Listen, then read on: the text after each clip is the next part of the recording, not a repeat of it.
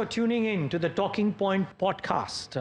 The topic that we've chosen today, on my back, the energy transition gigatrend. And a lot of you know that energy transition is a large sector and a large opportunity. I have had the fortune of reading one of the most well-written and well-documented pieces of work on this subject by Team Valuequest, and therefore I thought it was just important to get them on this podcast to try and understand how do they think about this particular topic, what has gone behind that months and quarters of work that they have put in, and what are the investing implications of this gigatrend. Gentlemen, all of you, thank you so much for joining in. Varun, Goenka, Ravi, Dharamshi, Dr. Arvind, Ananthanarayanan. I hope I've gotten all the names correct. Thank you so much for joining in. And Ravi, of course, you need no introduction. It's a pleasure to have you back on this show. My pleasure to be here. Yeah, and great to have both of you as well along with. Thank you, Niraj. It's a pleasure to be here as well. Thank you so much. So just before we get to energy transition, can we just start off by how you have aptly described in your amazing piece of work, that book, Gigatrend. Why do you call this a gigatrend? No, so first of all, it's a play on words, but giga is essentially associated with electricity, megawatt, gigawatt. So that's the reason. And also to highlight the fact on the enormity of that trend. Essentially, people tend to underestimate the kind of change that is happening. In my opinion, this is the biggest change that humanity is seeing since industrialization. Okay, during industrialization, we built this large capacities of manufacturing, and we learned how to manufacture things that, mass produce and build at scale. This is the most important change happening to that industrialization since then.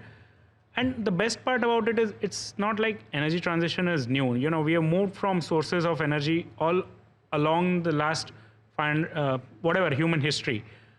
But this is the energy transition which is happening with a timeline and might have the highest order of change. So renewables as a percentage of the electricity generation probably was less than 1%, 5 years back. And it will end up probably closer to 70% in the next 30, 40 years. Now, that kind of a dramatic change is definitely going to lead to a lot of value migration from one sector to another. So that is what we wanted to highlight, and that is where the term gigatrend came in. Today we talk freely about energy transition, but when we first started looking at it, there were other names like decarbonization, clean tech. Around 2019, when COP27 came in, and 190 countries or 90% of the GDP of the world agreed to a net zero target. That was the time. We had been looking at it prior to that, but honestly speaking, there were no investment opportunities in India. Biofuel was one of the first one to pick up, but that's a very small percentage and very probably restricted to few countries like India, Brazil, maybe some other Southeast Asian nations. So from that perspective, we used to call it decarbonization, clean tech, that kind of an industry. But honestly, at the core of it, what this is the transition of fossil fuel sources to renewable sources. And this is a huge change, and it is going to, impact a lot of things. It will create new leaders. It will give birth to new industries, and it is going to create tremendous wealth. So that is the reason why we called it gigatrend. And I'll let Varun, who's put together the book, add a few points to it. So thank you, Valuequest, because of this platform, the kind of work we have done in the last 3 years, the whole team put together.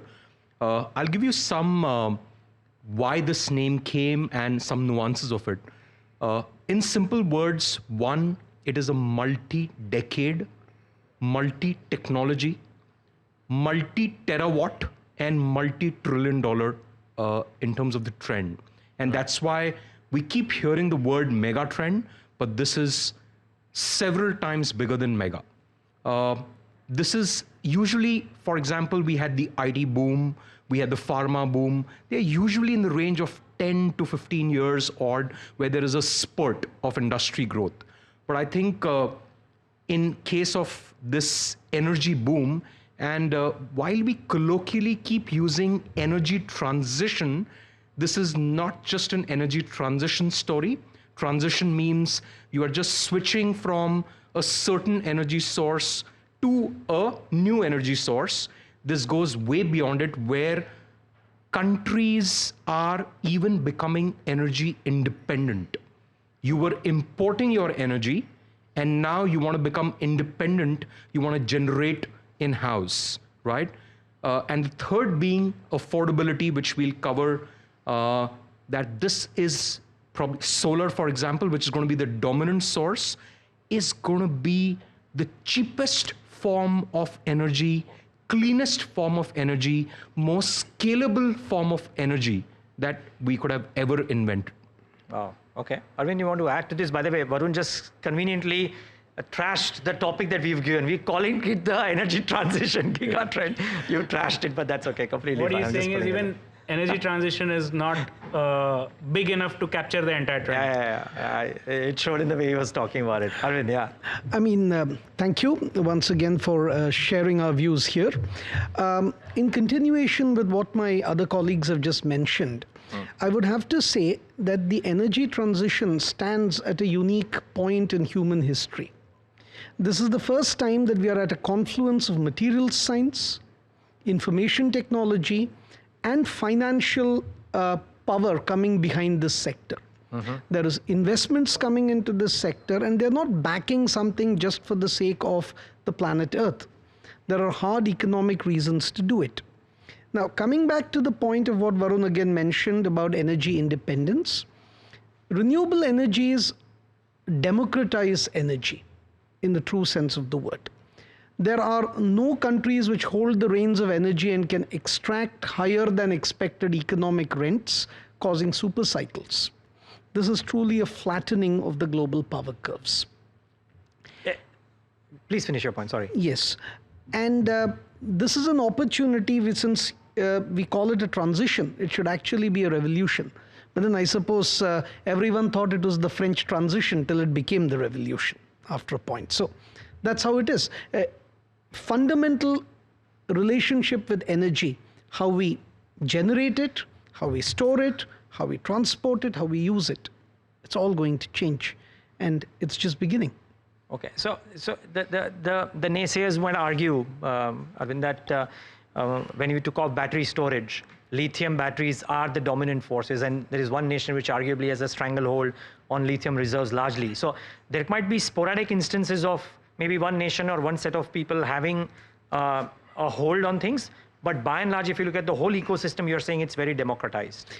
Yes, that is what I'm trying to say. And another point that I would like to bring up here is that unlike oil, where if I don't want to extract it, I can just leave it in the ground. I have no cost of not extracting it.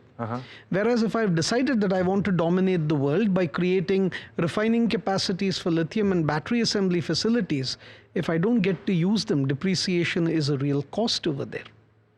So that is another point. So these are industrial facilities. They have to be used. They will get obsolete. New technologies will replace them. Stranded capacities are a reality of industrialization. So all of these serve as counterweights against the avaricious hoarding of natural resources. Okay. I would just like to add to that point that, this is not a single technology focused trend. Right.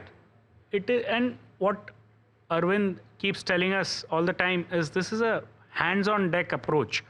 Whatever technology is applicable wherever, whatever works best is going to happen. It's horses for courses, he keeps telling us. And maybe you can expand a little bit more on that.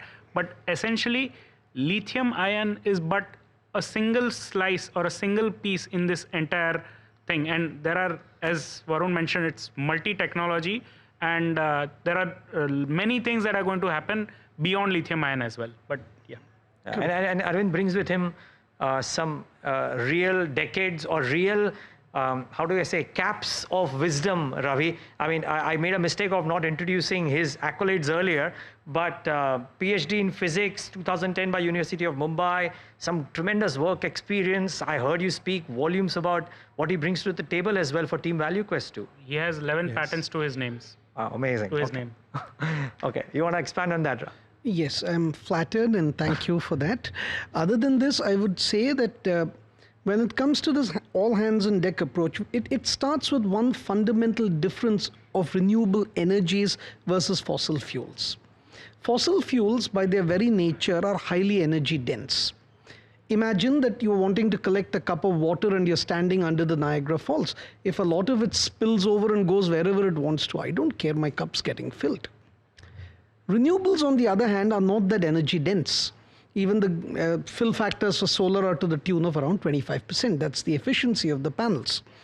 So you are very conscious of how you're harvesting the energy and using it. That's the first thing. Secondly, you would not want to put up solar panels. Like, for example, if I want a thermal power plant, I could put it up in the coldest of geographies. I could put it up wherever I want. I can't do that with solar. I have to make sure that the sun is available. Yeah. This has been one of the bugbears of the wind sector. How do I size my turbine and hub height properly for a particular for a geography and the wind? And then will climate change make the winds change that these turbines will then get stranded again? So again, it's horses for courses. For batteries particularly. Now, automobile fuels, if we think about it in that sense of the word, they are at once energy dense and power dense. I can just take a lot of fuel, burn it all very rapidly and get a lot of energy in a short time, which is the definition of lot of power. Alternatively, I could burn it very slowly and extract a lot of energy over a slow period of time with the same pile of fuel. I can't do that with lithium ion or any battery chemistry. I have to take a hard choice. Do I want a battery that will give me steady energy, drain out for 10-hour periods? Or do I want a battery which will give me a lot of energy very rapidly?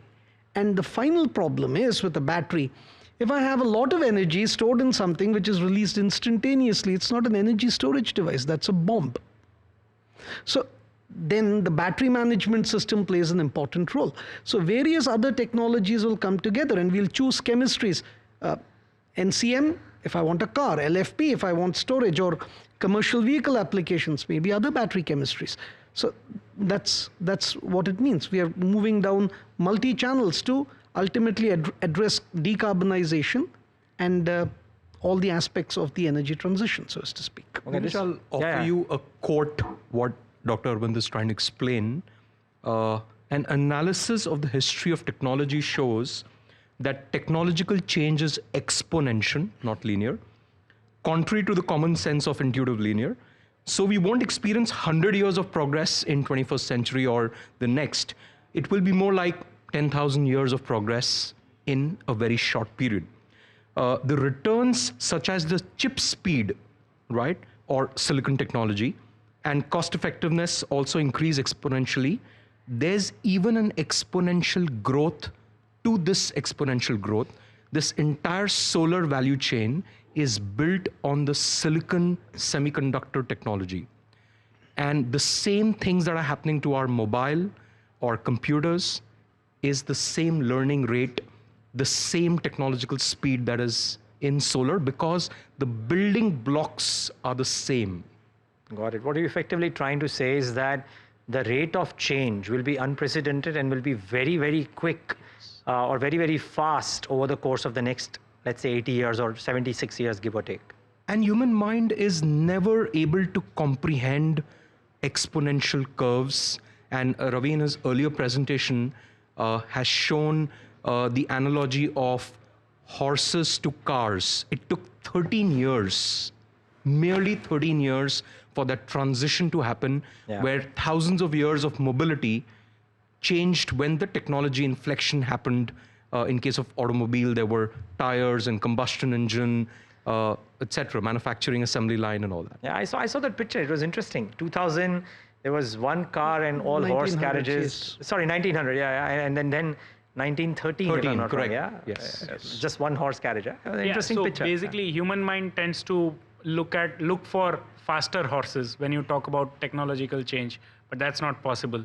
Obviously, with the combination of the fact that rubber technology came in combustion engine came in, metallurgy came in, gave rise to an application of car, which was not imaginable prior to that. And that is essentially what caused that disruption.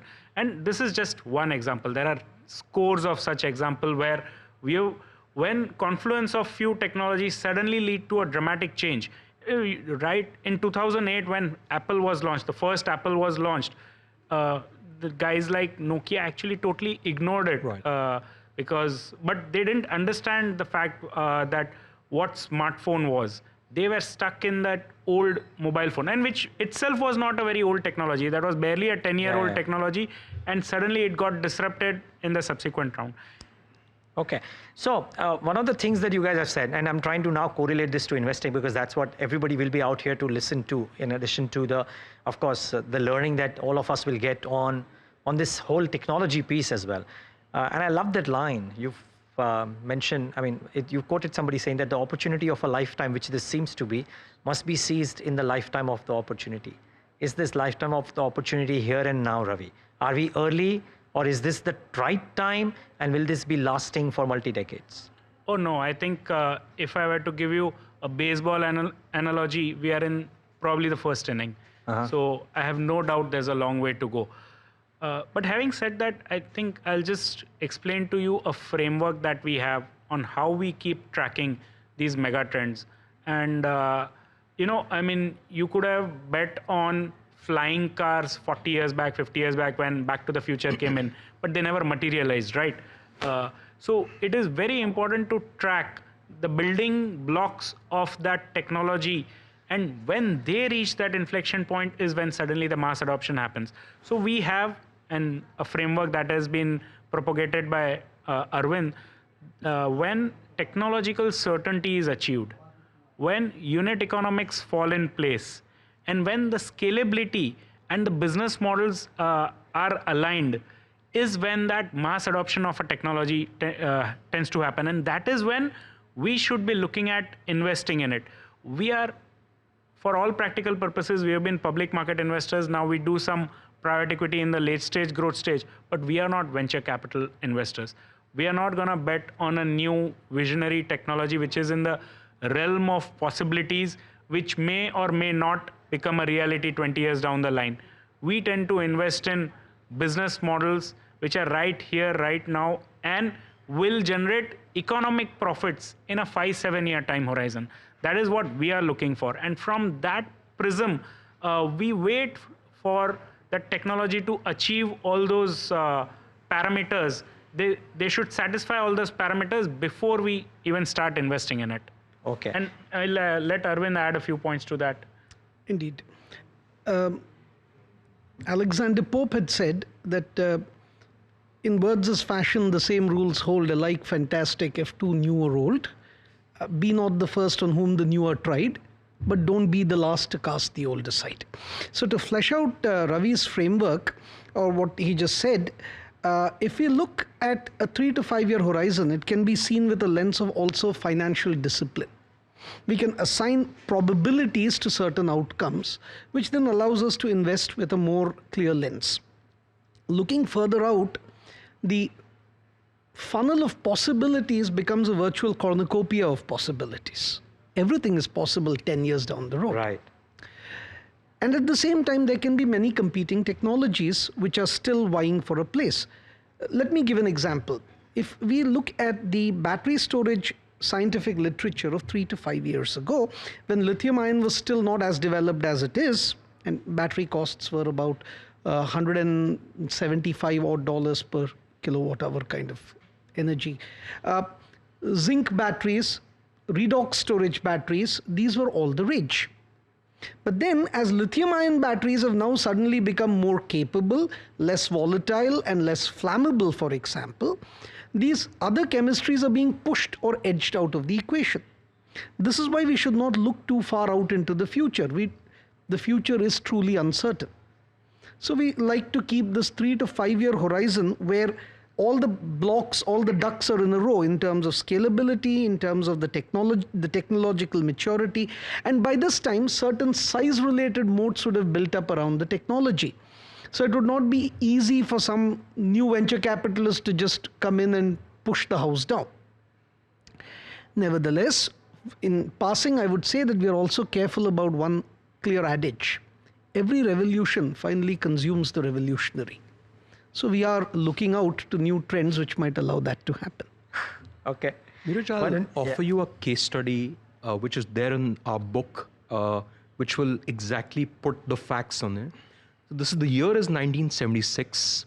We have installed 1 megawatt of solar panel in the entire year. And the cost of that was $100 per watt. Today, solar panels are globally traded at a per watt. That $100 per watt price today at the end of CY23 is 15 cents per watt. So that's a 99.9985%. 99.9985%. I'm giving you the fourth decimal. So in the year when 1 megawatt was installed, the value becomes $10 million. Fast forward 37 odd years, this year, CY23, we installed 380 gigawatt. If you multiply it by 1,000, you get megawatt. So 380,000 megawatt. And the value is 15 cents. So that comes to $57 billion, which translates into 5,500 times. Despite a 99.9985% decline, the industry revenue has gone up by close to 6,000 times. And that is what Ravi was alluding to, that we tend to underestimate or focus just on one variable, which is price decline, but the kind of rate of adoption it leads to, and that is seen in mobile technology or anything, anything. Yeah, sure. Right. No, but this is amazing to know. Okay, so Varun, my question to you is, and I want to now nail it down to what some of these individual technologies could be like, and what are the investing opportunities out there for people as well, right? And how do you look at it from your lens? But there's a part in the book which speaks about how the multiplier for each of these: energy storage, electrified storage, hydrogen, nuclear, carbon capture and storage, and what is the multiplier factor out there. And when I look at that number, I'd love to explain this, because when we show when they show that grid on the screen, a lot of people might not completely understand it. So on carbon capture and storage, the multiplier is 45.9 times, nuclear 8.7 times, energy storage 2.6 times. What does this mean? So actually, the book is just the tip of the iceberg, compared to the work that the team has done. These are basically the value increase in terms of industry. So today, I'll give you one stat, what we have calculated. So there is approximately a $400 billion capex that is going to happen in India from now to the next 8 to 10 years, right? Approximately, correct me if I'm wrong, Ravi. I mean, India is a relatively lower spend compared to the developed world. Sure. So there is almost like a 6 to 10 times increase in the cumulative value that is standing today. So like solar is 90 gigawatt and is likely to come 500 to 600 gigawatts. So that's a 6 to 8 times from here. So that's what we had tried to map, that what is the size increase either in terms of value or capacity. I'm hoping that we do something like this every year to measure how this goes, but because this was fascinating. And in some sense, it's not a very exciting here and now subject, but it was lovely from you guys to come in and explain the way you did. It was a lot of learning for me, and I'm sure a lot of learning for our listeners and viewers. To all of you, thank you so much, Team Valuequest, for coming in today. Thank you so much. We enjoyed it a lot. Thank you very much. Thank you. And viewers and listeners, thank you so much for tuning in to yet another Talking Point podcast.